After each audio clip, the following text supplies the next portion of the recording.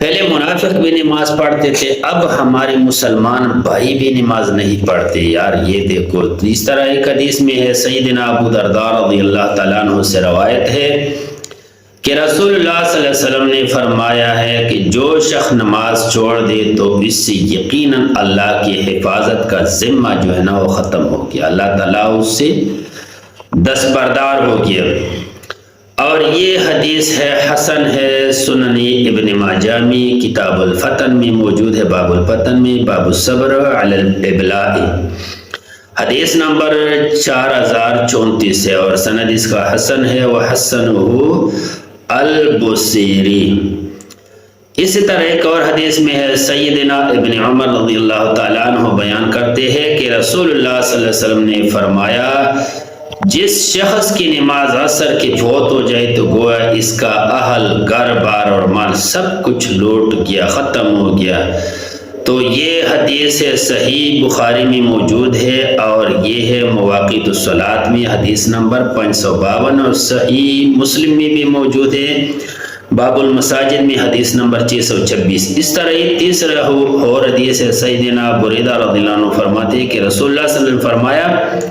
جس شخص نے نماز عصر چھوڑ لی اس کے اعمال باطل ہو گئی۔ یہ صحیح بخاری میں موجود ہے یہ حدیث، اور مواقیت الصلاۃ میں یہ موجود ہے 553 نمبر پہ۔ تو میرے بھائیو، اتنی پابندی اور اتنی نماز کی پختگی کے باوجود لوگ نماز نہیں پڑھتے، تو اس لیے میں نے یہ سلسلہ شروع کیا کہ سب سے پہلے اپنی نمازوں کو ہم درست کریں۔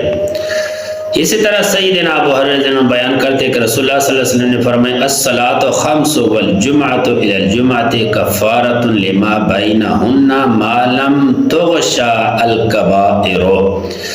5 نمازیں ان گناہوں کو جو ان نمازوں کے درمیان ہوئی مٹا دیتی ہے، اور اسی طرح ایک جمعہ دوسرے جمعے تک کے گناہوں کو مٹا دیتا ہے، جبکہ کبیرہ گناہوں سے اجتناب کیا گیا ہو۔ یہ حدیث صحیح مسلم میں باب الطہارت میں موجود ہے، حدیث نمبر 233 ہے۔ مثلا فجر کی نماز کے بعد جب نماز ظہر پڑھیں گے تو دونوں نمازوں کے درمیانی وقفے میں جو گناہ، لغزشیں اور خطائیں ہو چکی ہوں گی اللہ تعالیٰ انہیں بخش دے گا۔ اسی طرح رات اور دن کے تمام صغیرہ گناہ نماز پنجگانہ سے معاف ہو جاتی ہے، گویا 5 نمازوں پر ہمیش کی مسلمانوں کے اعمال کی ہر وقت صاف اور سفید جو ہے نا انسان کو رکھتا ہے، حتیٰ کہ انسان